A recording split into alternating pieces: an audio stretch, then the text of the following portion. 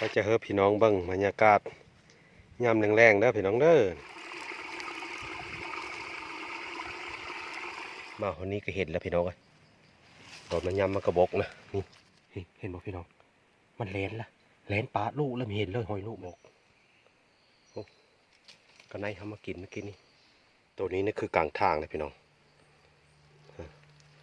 จนน้ำไหลคือน้ำข้างคนชิย้างไปก็ยังบ่จะได้แล้วพี่น้องค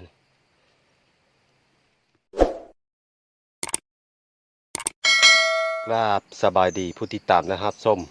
วันนี้คอยกับพาพี่น้องนี่ขึ้นไปป่าคือเก่านะพี่น้องเลยตอนนี้นะคอยกำลังย้างตามทางเพราะว่าเอารถไถขึ้นบ่ได้พี่น้องเลยขึ้นผู้เดียวรถไถนี้ต้องคนขึ้นขี่ขึ้นนำแต่ละรับ3 คน4 คนมันจะขึ้นไปรอดนะคือพี่น้องคือคอยพี่น้องเบิ่งนั่นแหละเส้นทางนะมันจะบืนขึ้นไปตลอดเลยนะเป็นเลิกกับฟ้าติดตามไปน้ำกันนี่แหละพี่น้องคอยว่าจุดหมายคอยไปวันนี้นะไปร้านหมูพี่น้องร้านหมูเขาบอกว่าหมูย่ำมากระบกอยู่ด่านนะเพราะว่าด่านในช่วงนี้เป็นเดิน11นะเขาโง่ควายลงมาเมดแล้วมันขึ้นไปย่ำมากระบกอยู่เดินกลางด่านนะที่โง่ควายเขาเจ้ากินเนี่ยนะพี่น้องเป็นเลิกกับเป็นติดจำไปเบื้องน้ำกันเด้อพี่น้องเด้อเพราะมันสิพอเขามันบอกคอยมาป่ามันนี่ก็มาคนเดียวแต่ว่าจะเอารถไถมานะพี่น้องเอามาบ่ได้ทางมันยากนะบ่ได้พี่น้องเพื่อพี่น้องสังเกตบางทางเห็นไหมขันเอารถไถมาต้องมีผู้ปั๊มพี่น้องแต่ว่าค่อยขึ้นผู้มันนี้เราขึ้นคนเดียวแล้วก็บอกมีผู้ปั๊มค่อยก็เลยยางเอานะพี่น้องมาวันนี้ค่อยเฮาก็เลยครบพี่น้องเขามาตลาดมาแต่เช้าเมื่อเข้าแล้วกลับมามันนี้โอ้นอนแต่พ้นขึ้นได้เหรอได้อะทุกคนพี่น้องสังเกตบางเรื่องทางนะซ้ำกลางหน้าแหละเพราะมันโบกหมดแล้วพี่น้องเลยเขาได้ตัดฟดเชื่อน้ำทางนี่นะ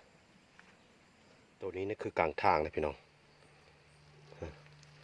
จนน้ำไหลคือน้ำโหยนี่นะทางคนชิย้างไปก็ยังบ่จะได้แล้วพี่น้องเบิ่งนะพี่น้อง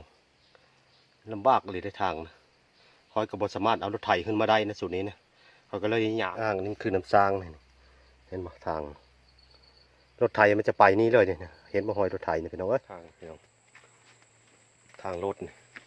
มันจะไปผู้เดียวเนี่ยบ่ได้ทางนะพี่น้อง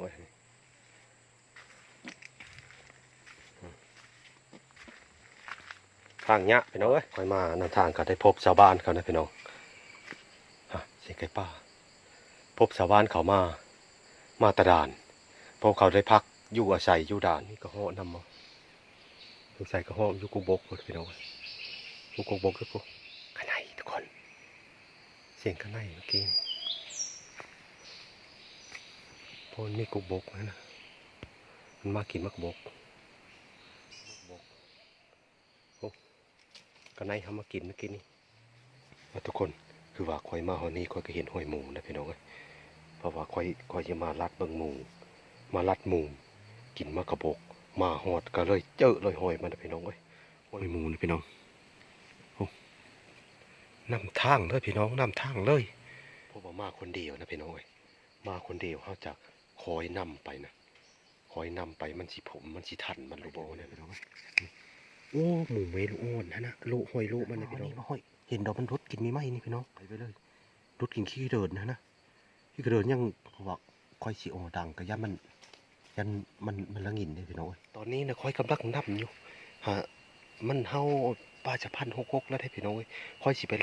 รัดเบิ่งทางน้ำมันมันสิห้ามลงมันยั่งนะห้ามมาพี่แล้วมิดแล้วปลาจะพันตัวนี้นะนี่มาพี่ละเลนแล้วพี่น้องเลนแล้วนะโอ้ได้รหัสเท่าแล้วนี่นะเห็นบ่พี่น้องมันเลนละเลนปลาลูกแล้วเห็นเลยหอยลูกมันพี่น้องหอยมูนะพี่น้องมาหอยนี่นะเลนละพอมันได้ขึ้นเห่านะมันได้ขึ้นเห่าแล้วตอนนี้นะมูนะพี่น้องสังเกตเบิ่งมันเลนนะนี่จ้อทั้งพี่น้องจ้อหนึ่งนะเคยจะทันแล้วนะถือขึ้นก้อนนะท่านว่ามีคนรัดนะอาจจะหมานก็ได้คอยมาพอดีอยู่นะทีมงานเฮาบ่ได้มานำนะเคยจะทันมันเลยพี่น้องหลังจากมันเลนแล้วก็มันมายางอิระบัดนี่นะคือว่าเอาน้ำหมูมานี่กะจะ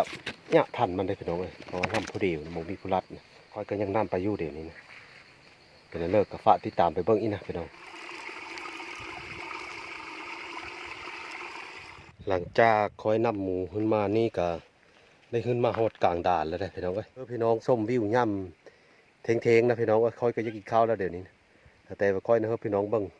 บรรยากาศยามเทงๆก่อนเด้ออันนี้คือกลางด่านเด้อพี่น้องเด้อคอยขึ้นมาฮอดด่านแล้วเดี๋ยวนี้คือพี่น้องส้มวิวอันนี้จะเห็นแล้วพี่น้องว่าตอนมันยำมันกระบอกนะนี่ผมก็โพนอยู่ทำนี่ก็งามแต่พี่น้องว่านำหมูมาเฮานี่ตัวนี้นะคือกองมันกระบอกโง่ค่ายพี่น้องเอ้ยคันว่าหมูมาพบนี่หมูนำหมูนะค่อยยากแล้วพี่น้องเอ้ยตอนนี้นะเพราะว่ามาเฮาก็เจอห้อยหมูเฮาก็นำห้อยหมูนะนำห้อยหมูมากก็มันมาทันมันก็ได้ตื่นเฮาแล้วก็ได้แหลนนะเฮาก็รัดบ่มันบ่ทันเลยนะพี่น้องมีแต่หมูครบมันกระบอกพี่น้องเอ้ยเพราะวันนี้เนี่ยมันเตอร์กดมันกระบอกพี่น้องว่าเฮานี่ก็เห็นอีพี่น้องไอ้ห้อยหมูนะหมูขึ้นด่านลอยคันว่ามีหมูนี่อาจจะพอมันนะหมูมันนี้นะเพราะว่าเฮาไปรัดที่เลือกกับบ่ทันมันนะพี่น้องมันเมยแล้วเดี๋ยวกินเข้าละเพราะว่าเฮาปีนผู้ปีนผามันก็รีบถุงจับมันหมูดักอยู่เด้อเนิ่นนี่บ่นั่นเลย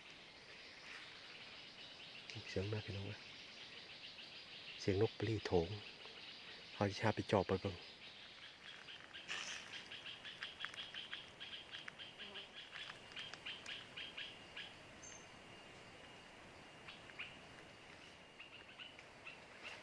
ทุกคนเราจะสวดแล้วนะเสียงนกกบโถงนะเสียงจะสวดไปละทุกคนวันนี้ก็ห้อยหมูมาอีกเห็นเลยพี่น้องโอ้หมูโอ้กลางด่านหลายพี่น้องก็จะกินข้าวแล้วเดี๋ยวนี้พี่น้องก็เลยเอามากระทุนยิ่งเอานกเลี้ยงกินนะลงเฮิร์นบ่ถือย่ามคือพ่อแม่เว้าตะเก้าบ่เนาะมาหากินลงเฮิร์นถือย่ามมันจะมานเพราะว่าเดี๋ยวนี้เขาย่าเอามานอนเลยนี่จะเนื้อเอามากระบอกเขามากินนี่จะกระเตเป็นแบบนั้นเลยมากอะยังบ่ทันได้ทันมันจะเถอะนะพี่น้องแต่ว่าตอนนี้นะค่อยสิมาพักเฮ็ดกินข้าวเยอะกินข้าว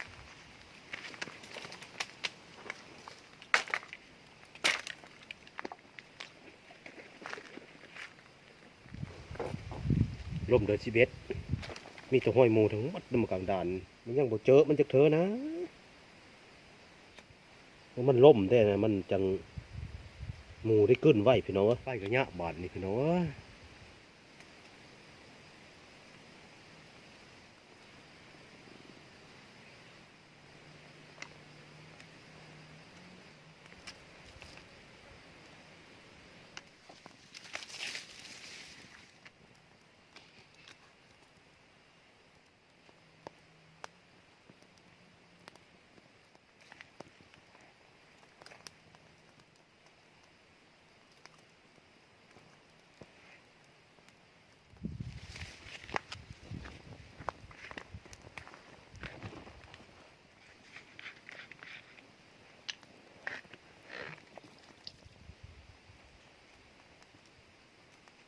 พี่น้องเอ้ยท่านบอกกินเดี๋ยวนี้ก็บ่มีแนวกินได้เขาว่าเยอะกินแต่เนื้อใหญ่ก็บ่ได้กินได้พี่น้องมือเริ่มมันมานจังได้นะพี่น้องมือมันบ่มานก็คือนี้ละบ่มีหอนกินตอนนี้ก็ปิ้งนกก็เคยจะสุกแล้วพี่น้องเอ้ยไฟลุกในนี้ได้พี่น้อง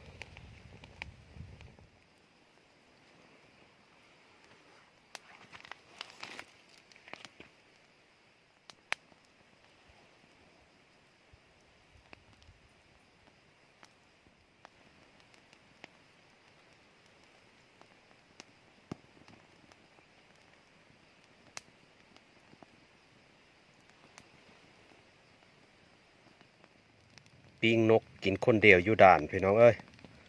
ทุกคนปิ้งนกเขาก็ได้สุกแล้วตอนนี้ก็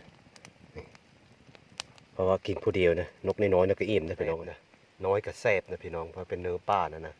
บ่คือเลยว่าเนื้ออยู่บ้านเฮานะน้อยๆซ้ำนี้บ่เป็นแต่กินนะแต่ว่าเนื้ออยู่ยอดเลยเรื่องอาหารนะพี่น้องคำนึงกินแตะเฮาคำนึงก็ถือว่าโอเค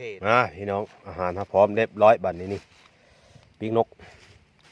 ก็ห่อแจ่วห้ำนี่นะข้าวพี่น้องเอ้ยแจ่วๆไปก่อนเด้อ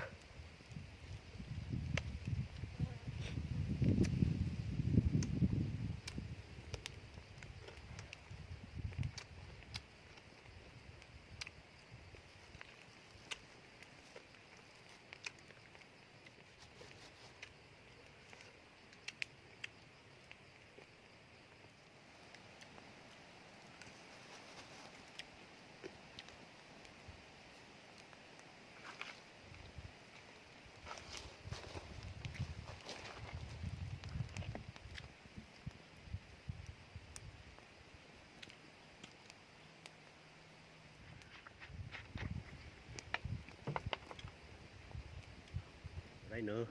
ก็เลยกินปิ้งน้องน้อยตัวนึงพี่น้องมาทุกคนหลังจากเฮากินข้าวกินน้ำแล้วเฮาก็สิไปหากินต่ออีกนะพี่น้องตอนแรกนี่เฮาสิได้ไปเลยก็ยังบ่ฮู้จักนะพี่น้องเป็นแล้วก็ไปติดตามไปมาหากินมื้อนี้กันคือว่ามันค่ำแล้วนะพี่น้องเขาก็เมยปีนผู้เลยนี่มีแต่ผู้ทั้งหมดนี่ก็จะเฮอพี่น้องเบิ่งบรรยากาศ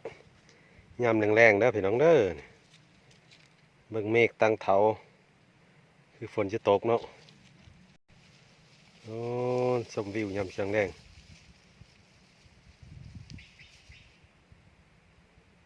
อยู่ด่านพี่น้องเอ้ยมันนี้นะคอยเอามาด่านเอามาหากินคือเก่านั่นละค่ะแต่บ่ได้พี่เลยพี่น้องเอ้ยเนื้อมันอึด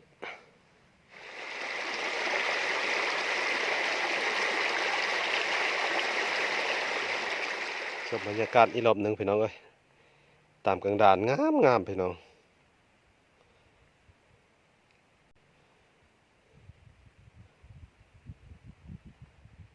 เข้ามานำหมู่มันนี้นะพี่น้องเอ้ย